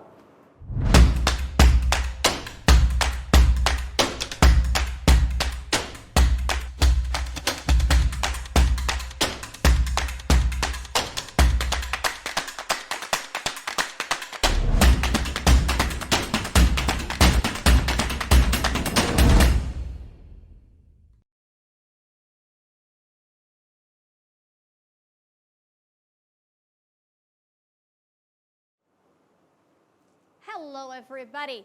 Last but not least. A última aula, mas não a menos importante. Chegamos agora na língua inglesa. E antes da Teacher Vivi começar aqui a explorar as questões com vocês, eu gostaria de deixar alguns recadinhos, gostaria de alinhar com vocês algumas questões importantes que o ajudarão aí ao longo da nossa caminhada este ano no Chave do Enem. Tá comigo? Let's go! Então, vamos lá. E a dica que eu deixo para vocês, lembrem-se, nós temos ali dentro da língua estrangeira as opções inglês e espanhol. E você, então, selecionou ali a língua inglesa sabendo que são 5 questões, né, no caso do Enem, ok? E aí, você me pergunta, mas quais são os tipos de questões? O que eu devo saber? Porque meu nível de inglês é básico. Será que eu tenho alguma chance? Com certeza. Fica ligado nas dicas que eu vou dar para você, anote todas elas para que você se dê bem no vestibular, no Enem, em todas as provas de inglês que você for fazer aí ao longo da sua carreira, ao longo da sua jornada, fechou? Então vamos lá, a minha primeira dica para você hoje, antes de nós fazermos a questão número 11 existem algumas técnicas de leitura, então se você tem alguma dificuldade, a primeira técnica que eu deixo para você é a seguinte, pre-reading. Isso mesmo, é a técnica da pré-leitura. Então, olha só, quando você abre um texto, né, quando você abre ali o seu, a página ali, o texto de inglês, você tem que ficar desesperado? Não, você vai fazer a pré-leitura. Então, o que seria essa pré-leitura? É você observar, tem título, tem imagens e qual é a fonte? Então, você observou o título, você viu as imagens e você viu a fonte. Você já vai ter, então, uma pré-leitura, uma base do que se trata aquele texto, ok? Segunda dica, já vem ali, ó, o segundo passo, que seria uma técnica muito importante chamada skimming. Isso mesmo, skimming. Essa técnica do skimming é muito importante porque você vai ter a oportunidade de fazer uma leitura rápida, uma leitura dinâmica do texto. E enquanto você faz essa leitura dinâmica, você tem que ficar atento a algumas questões. Primeiro, as palavras cognatas. O que são as palavras cognatas? São aquelas palavras idênticas ou muito semelhantes à língua portuguesa. E se você não sabe, dentro de um texto da língua inglesa, de 25 a 30% são formadas de palavras semelhantes à língua portuguesa. Ufa! Então isso significa que pelo menos 25% do meu texto eu vou conseguir entender, certo? Outra coisa, dentro desse processo da leitura dinâmica chamado skimming, você também tem que observar as pistas tipográficas. Isso mesmo, pistas tipográficas. O que são estas pistas tipográficas? Preste atenção, será que dentro deste texto existem números que serão importantes para que eu consiga responder as questões? E as tabelas? E os gráficos? Então, preste atenção a estas pistas, que elas podem ser essenciais na hora de você responder a sua pergunta. E a terceira dica, se você pegar um texto que tenha dois ou mais parágrafos, preste atenção no tópico frasal, ou seja, preste atenção sobre o que qual é o assunto daquele parágrafo. Normalmente, você consegue um resumo do que vai vir naquele parágrafo após ler a primeira linha dele, tá? Então, geralmente, o resumo do parágrafo está logo na primeira linha. Uma vez que você seguiu esses passos do skimming, você já vai ter um mapa mental daquele seu texto. E aí sim, você vai para as perguntas do enunciado. Lembrando que para cada questão existem uma ou pelo menos duas palavras-chave. Palavras importantes que vão te ajudar a encontrar a resposta no texto. Então, você se ambientou, entendeu qual é a questão, aí sim você vai voltar para o texto num trecho específico dele para que você faça o último passo, que é o scanning. Scanning, isso mesmo, de escanear. Então, você vai escanear algum trecho específico desse texto, ok? Então, vamos lá. O scanning é a parte onde você vai voltar no texto buscando a resposta que você precisa para a sua questão. Fechou? Então, vamos lá. Resumindo, para que você se dê bem na língua inglesa, você precisa de 4 passos, tá bom? 4 dicas estratégicas para que você consiga responder de forma assertiva as perguntas. A primeira delas é mesmo o pre-reading, é a sua pré-leitura. O segundo passo é o skimming, é a leitura dinâmica. O terceiro passo vai para as questões, as perguntas. E o quarto e último passo é o scanning, que é a leitura específica do trecho que você busca a sua resposta. Ok? Se você seguir estes 4 passos, com certeza a leitura do texto vai ficar muito mais simples. E agora, eu não sei se você percebeu, mas eu dei uma viajada ali nas questões, peguei os 10 últimos anos de Enem e trouxe para vocês perguntas de 2012 até agora 2021. Será que mudou? O que mudou, né, em relação às perguntas do Enem? E aí a gente vai analisar e vai verificar se mudou alguma coisa ao longo dos anos ou ela continua igual. Então, vamos para a nossa 11ª questão. Vamos comigo? E essa questão, que foi agora do ano de 2021, nós temos uma charge, ok? Temos ali um cartoon. E olha só, nesse cartoon nós temos 2 pessoas conversando. E ela diz assim: Now that you are my bride, we'll never leave this castle. Wow, your library is amazing. Disse ali a segunda pessoa, né, dessa conversa, desse diálogo. Beyond the castle is a high wall with no gate. And beyond that is a deep, dark forest with no path. E aí, ela disse assim, I suppose it's my library too. Now we are married. Então vamos lá. Nós temos ali o diálogo entre duas pessoas. A bride, que é a noiva, e o seu husband, ou o seu groom, o seu noivo.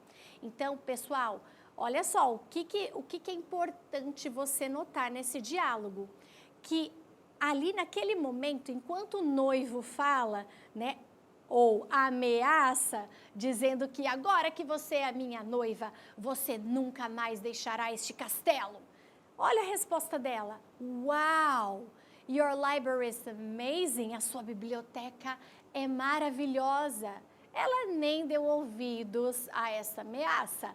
E ele continua. Beyond the castle, além deste castelo, is a high wall with no gate, and beyond that is a deep, dark forest with no path. Então, ele diz que existe ali um muro muito alto e que, além daquele castelo, tem uma floresta muito escura e não tem trilha, mata fechada. Ela, mais uma vez, mostra que nem está ouvindo o que ele diz, né? Falando assim, agora que nós somos casados, eu suponho que esta seja a minha biblioteca também. E aí ele continua dizendo, the forest is crawling with ravenous wolves, maleficent birds, and the streets of spirits of long dead travelers. Então, olha só, ele falando para ela, então, que ali naquela floresta existem lobos malvados e ferozes, e existem muitos pássaros malignos, e que os espíritos dos mortos andam pela floresta. E ela ainda, em resposta, diz, oh, so many books, I can't believe my luck. De novo, ela ignora o fato dele estar ameaçando com tantas palavras horríveis e diz, uau, é tanto livro, eu nem acredito na minha sorte. E aí ele encerra nessa conversação e ali a gente vê que ele virou um monstro, né, nessa última foto, dizendo, when the sun sets, I transform into a wild beast and soar into the night, seized by a terrible bloodlust. Gente, ele encerra ali aquela conversa, né, dizendo então que todas as noites eles se transformam em um monstro e que ele é um monstro sedento e que ele vai atrás das pessoas. E ela encerra a conversação nem um pouco preocupada com as suas ameaças, dizendo para ele, beleza, te vejo amanhã, tenho muitos livros para ler. Certo? Então, o que é importante? O que a gente deve observar? Lembra do primeiro passo? Você fez, então, o pre-reading, você observou as imagens, você colecionou ali os cognatos, verificou que tem muitas palavras similares à língua portuguesa, certo? Então, depois que você fez isso, essa leitura, você vai para a questão. E aí, vamos lá? Qual é a pergunta, então? Vamos colocar a pergunta na tela. Ali mostra, nessa tirinha, o comportamento da mulher expressa. Bom, quando nós analisamos a questão, qual é a palavra-chave? O que o autor, né? O que a questão quer de você? Ele quer saber apenas sobre o comportamento da mulher. Então, aonde deve estar o seu foco quando você vai fazer o skimming, essa leitura mais detalhada? Está exatamente na fala da mulher. Então, quando a gente observa a fala da mulher, o que a gente percebe sobre o seu comportamento? Vamos ver? Letra A. Será que ela aparenta estar revoltada com a falta de sorte dela? Será que ela tem um gosto pela prática da leitura? Ou receio pelo futuro do casamento? Entusiasmo com os livros de terror? Ou rejeição ao novo tipo de resistência? Então, uma vez que você observou que a sua atenção, o seu foco deve estar na fala da mulher e você já observou os cognatos e as palavras-chave, e aí, qual foi a conclusão que você chegou? Vamos lá? Qual será a resposta? O gosto pela prática da leitura. Então, vamos observar melhor esta resposta. Vocês perceberam algumas dicas. Quando ela diz wow, ela está enfatizando surpresa, né? Wow, amazing, olha lá, library, A biblioteca, amazing. Aí a gente já tem um adjetivo, maravilhoso. Então, ela está encantada com a biblioteca. Na segunda fala dela, it's my library too, now that we're married. É a minha biblioteca também. Então, a todo tempo ela está elogiando, ela está encantada com a biblioteca. E ali, ela termina ali naquele terceiro balãozinho dizendo assim, my luck. Que sorte a minha. Sorte por ter tantos livros. E termina dizendo, ok, I'll stay here. Eu vou ficar aqui e ler, né? E te vejo ali de manhã. Porque ela vai passar a noite toda devorando aqueles livros. E aí, gente, olha só. Isso tudo mostra o gosto que ela tem pela prática da leitura, certo? Fechou? Entenderam então qual é o passo a passo? Pre-reading, que é a pré-leitura. Segundo passo é você fazer o skimming, dar aquela leitura rapidinha, dinâmica, observando as palavras cognatas, que se parecem com a língua portuguesa. As pistas tipográficas, por exemplo, olha lá, uau! Né? Isso é uma pista que está se referindo ao quê? Que ela está encantada, que ela está chocada, né, com alguma situação. E aí, quando você vai para a pergunta e entendeu que a palavra-chave é sobre o comportamento da mulher, você volta fazendo um scanning, observando exatamente as falas dela, usando as palavras que você já conhece, as palavras cognatas ou aquela que você já conhece, para achar a melhor resposta. Certo, pessoal? Fechou? Então, vamos para a nossa 12ª pergunta? Agora, a questão número 12. Bom, se nós formos usar a nossa dica, olha lá. Será que nós temos o título? Sim, temos um título. Será que nós temos figura? Não, neste caso não temos a figura, mas temos a fonte. Então, só com o título a gente também consegue ter uma ideia do que se trata o texto, né? Não sabemos de forma tão profunda assim, mas já dá para ajudar, já ajuda. E a outra dica que eu deixo para vocês é, seja curioso, porque no vestibular ou no Enem, você precisa ter um gabarito, tem que ter um background de informação. Então, quanto mais curioso você for, quanto mais leituras você fizer, mais conhecimento você terá de diversos assuntos, ok? Então, pegue fontes da língua inglesa, né, de informações, de charge, músicas, poesias, para que você tenha uma gama maior de vocabulário. E colecionar vocabulário é essencial para você que vai prestar vestibular. Combinado? Pega um caderno, você pode dividir ele de A a Z. E ali anotar todas as palavras que você não conhecia e o seu significado. E semanalmente dar uma leitura, né? Passar essas palavras para que você consiga cada dia mais ter uma gama de vocabulários maior, ok? Então vamos lá para o nosso texto. Questão 12 ali. Is it your opinion, Weston, that the past has real existence? O'Brien smiled faintly. I'll not put it more existence. O'Brien smiled faintly and said, I'll put it more precisely. Does the past exist concretely in space?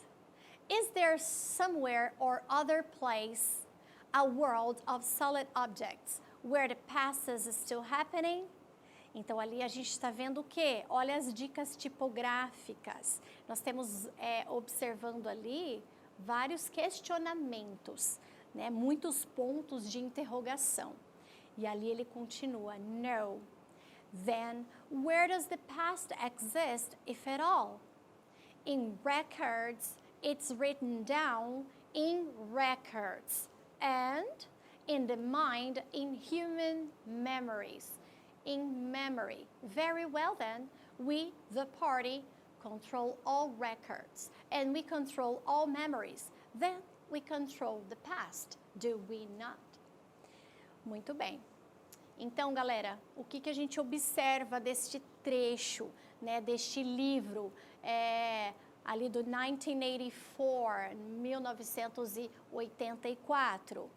a gente observa que ele leva o leitor a alguns questionamentos. Então, a gente tem ali várias pistas tipográficas com perguntas, mas também nós temos outra dica. Vocês perceberam que em todos os momentos ali, ele repete algumas palavras? Então, a repetição dessas palavras irão ajudá-lo a entender o contexto desta conversa. Então, quais são as palavras que se repetiram? Records, memories, mind. Então, por que será que eles repetiram tantas vezes essas palavras? E aí, memories é um cognato de memórias. Records já é um falso cognato, porque não é recorde, né? Mas sim registros. Então, vamos lá à pergunta. Vamos entender, então, agora que a gente fez essa análise, agora que a gente já usou destas dicas, qual é a pergunta? Vamos para a pergunta? O romance 1984 descreve os perigos de um Estado totalitário. A ideia evidenciada nesta passagem é que o controle do Estado se dá por meio de quê? Então, vamos lá. Palavras-chave é controle do Estado. Então, eu quero saber o que evidencia a ideia de controle do Estado. Será que é o boicote às ideias libertárias? Letra B, é o veto ao culto das tradições? Será que a letra C, poder sobre memórias e registros? Letra D, é a censura a produções orais e escritas? Ou é a letra D, manipulação de pensamentos individuais? Bom, como responder esta pergunta então? Pessoal, qual é a palavra ou quais são as palavras que se repetiram o tempo todo dentro do texto? Records, human memory ou memory. Então, possivelmente, né, nós temos já uma dica de que a resposta esteja nesse sentido de memórias e também de registros, de records, certo? E se você prestar bem atenção, quase que terminando ali o texto, ele diz assim, olha, in memory, very well then, we the party. Então, o que seria essa party? Por que será que ela está em letra maiúscula? Porque party significa partido. Então, nós, o partido ou o Estado, controlamos, olha o cognato, control, controlamos todos os registros e nós controlamos todas as memórias. Portanto, nós controlamos o passado, certo? Então, ali, exatamente neste trecho, nós vamos encontrar a resposta que precisamos. E aí, com isso, chegamos à conclusão que a resposta correta está na letra C. Ok? Então, vocês viram a importância de você usar o processo da leitura dinâmica, né? De você usar ali, grifando os cognatos, prestando atenção nas palavras que se repetem. Elas ajudam muito você a encontrar as respostas, certo? E não se esqueça, dentro do Enem, não existe pergunta gramatical. As perguntas do Enem são perguntas de entendimento geral, de compreensão geral do texto, ok? Não que a gramática não seja importante, você vai precisar da gramática para que você aumente seu vocabulário, seu conhecimento dentro do idioma, ok? Mas essas dicas são essenciais para que você consiga ter mais assertividade nas respostas. Vamos lá, para a nossa 13ª pergunta. E ela começa com uma palavra muito diferente, Bulgakov. Bulgakov, vamos lá, usando as nossas técnicas, olha para esse texto. Será que ele tem imagens? Não, mas tem fonte. E qual é a fonte? BBC. Então, bbc.com.uk. É um texto informativo, né? BBC Channel. E aí, ele começa dizendo assim, Bulgakov is used as a noun, as in, there are some great Bulgakovs on at the supermarket. Or an adjective, usually with a word such as offer or deal. There are some great Bulgakov offers in a store. Muito bem. li ali o primeiro parágrafo, percebi alguns dos meus cognatos, algumas palavras que são muito semelhantes à minha língua, ao idioma português, e eu já tive então uma ideia do que seria esse Boghoff. E já ficou claro na minha mente que neste primeiro parágrafo ele desenvolve então a ideia do que significa esta palavra Boghoff, ok? E aí a gente vai continuar então observando o que tem no segundo parágrafo. Vamos lá? Lê comigo aqui, segundo parágrafo. When you combine the first letters of a word in a phrase or the name of an organization, you have an acronym.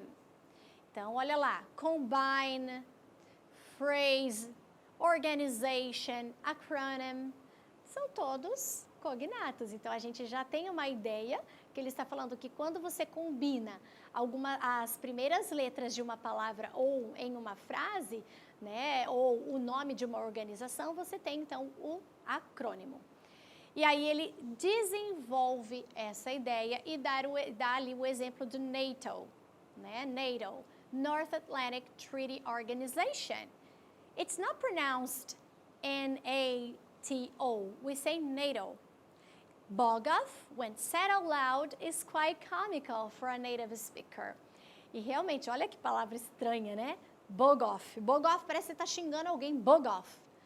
Né? Mas ela é, então, um acrônimo, né? São as primeiras letras de várias palavras que se formam, então, uma nova palavra. Seja ela um adjetivo ou um substantivo.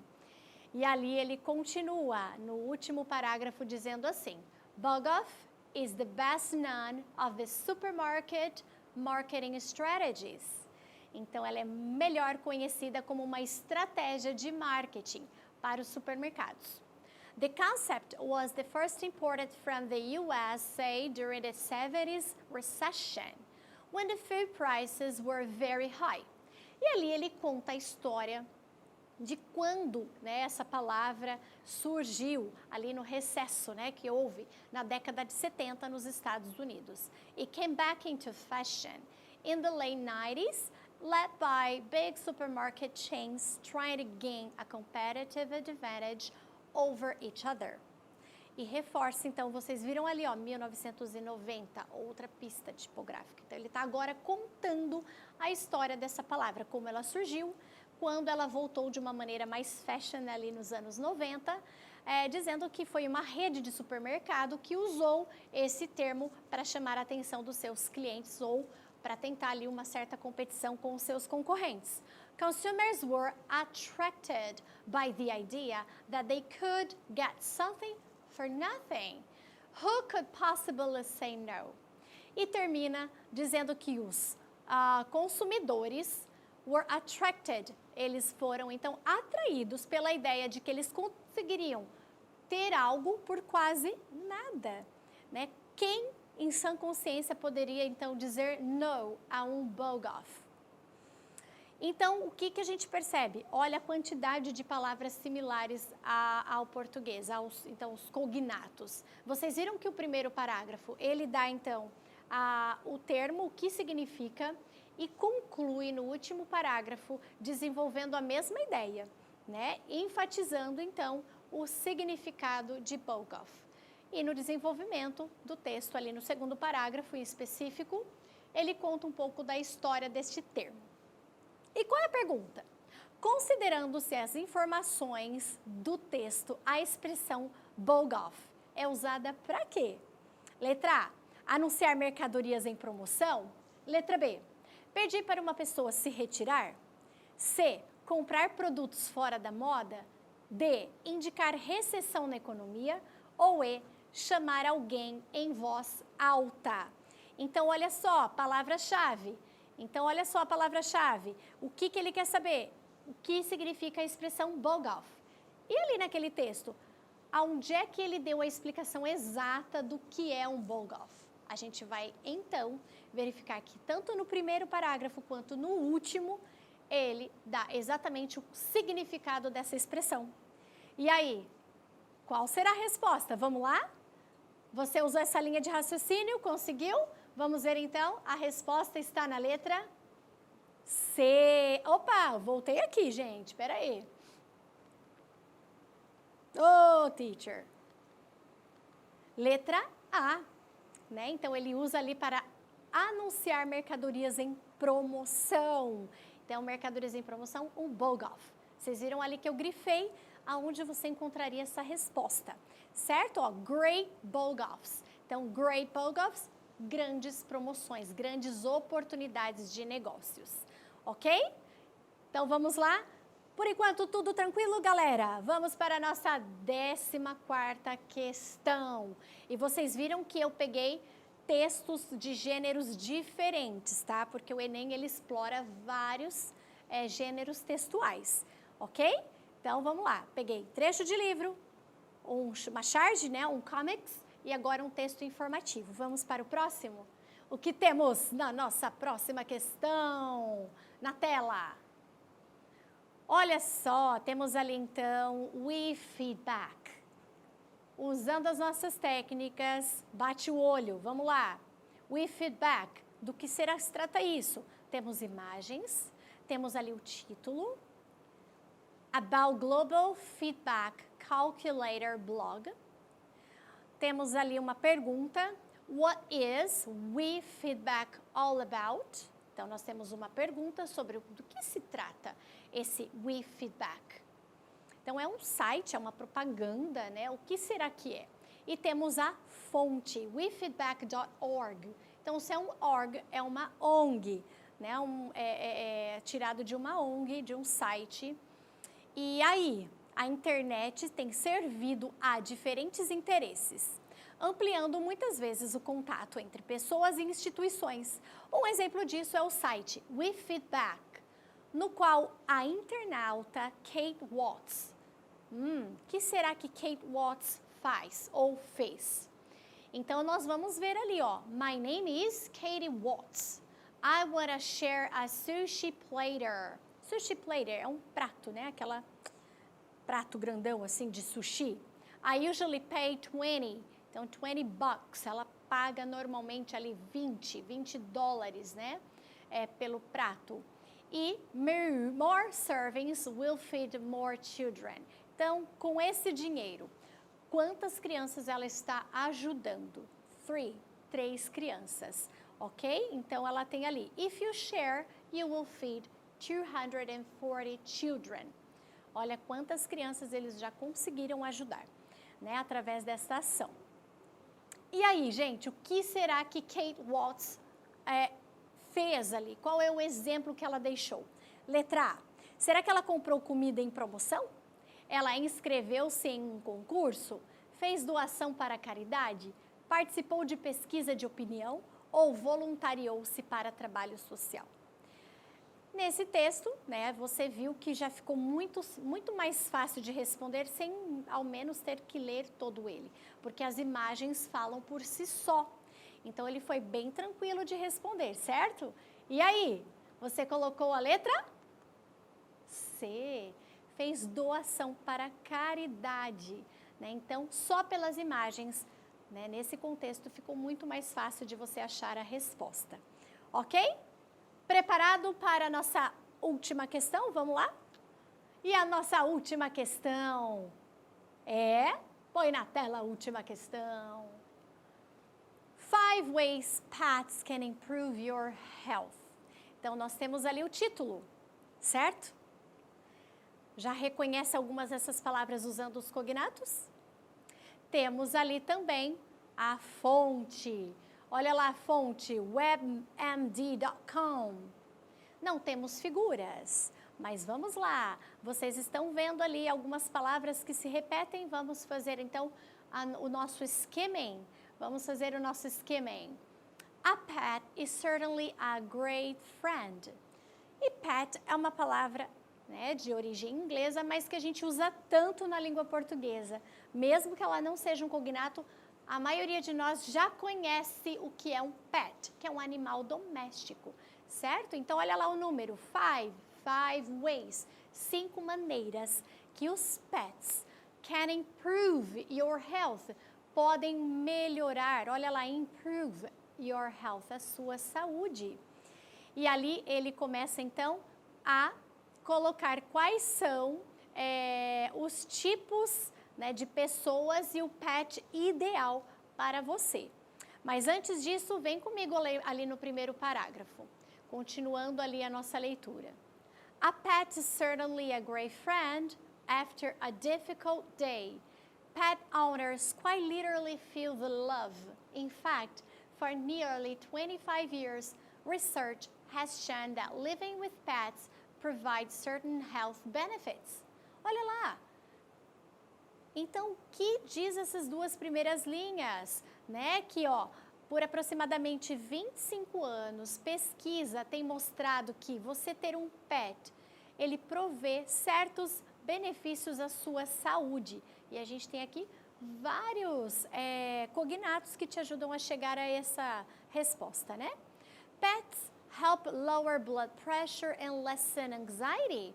Então, os pets ajudam a diminuir a sua pressão sanguínea e diminuir também a sua ansiedade.